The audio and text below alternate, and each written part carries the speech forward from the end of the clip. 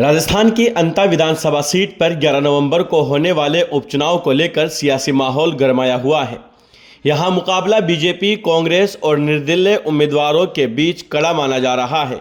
इसी बीच जनमानस राजस्थान की टीम पहुंची अंता विधानसभा क्षेत्र में, जहां हमारे संवाददाता नाजिम हसन ने निर्दलीय उम्मीदवार नरेश मीणा से खास बातचीत की है। आइए सुनते हैं उन्होंने क्या कहा अपने विजन और जनता से जुड़े मुद्दों पर। जा रहे हैं, वहाँ चुनाव की गर्मियां शुरू हो चुकी है। किन प्राथमिकताओं के साथ जो है आप जनता के बीच में जा रहे हैं? देखिए, यहाँ सबसे बड़ा मुद्दा है भ्रष्टाचार का। जिस तरह से लोग चुनाव में वोट देते हैं, चुनाव में नेता नियुक्त करते हैं, विधानसभा में भेजते हैं, वो ये आशा करते हैं कि उनके काम बिना पैसे दिए, बिना रिश्वत दिए उनके काम होंगे। लेकिन जब भी कोई व्यक्ति हड़ौती में, विशेषकर कोई थाने, कचहरी, तहसील, कहीं भी जहाँ भी जाता है, चाहे बिजली घर हो, चाहे पीएचडी हो, वहाँ उसको बिना पैसे दिए कोई काम नहीं होता।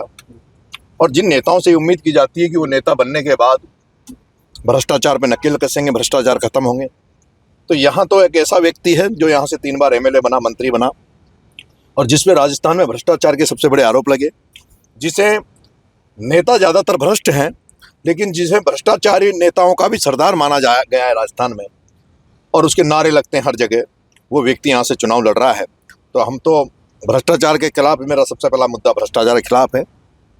यहाँ बरसों से एक प्रवन वरद परियोजना का मुद्दा चल रहा है, लेकिन बरसों से उस पर कोई काम बड़े ही धीमी गति से उसका काम हो रहा है। उस पर हम चाहेंगे कि जल्दी से जल्दी वो डैम बनकर और नहर का पानी खेतों तक पहुँचे। तीसरा, यहाँ अंता में बस स्टैंड नहीं है, उसका बस स्टैंड बनवाएं। युवा साथी जो सुबह फौज की तैयारियां करते हैं, उनके लिए कोई ट्रैक नहीं है, उनको ट्रैक दिलवाएं। मांग रोड से लेके 12 तक जो रोड है वो पूरा टूटा पड़ा है, उस रोड को कंप्लीट हम करवाने का प्रयास करेंगे। जितने भी तमाम मुद्दे, इसके अलावा यहाँ किसानों के बहुत मुद्दे हैं। किसानों को यहाँ फसलें बर्बाद हो जाती है, लेकिन किसानों को 1 रुपये भी फसल बीमा का मिलता नहीं है। अभी धान और सोयाबीन खत्म हो गई, फसल बीमा का पैसा नहीं मिला, ना उनका सर्वे हुआ।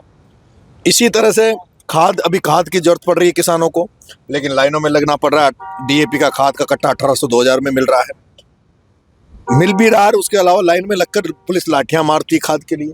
खाद जो मिलता है उसके साथ अटैचमेंट दिया जाता है बिना कारण से।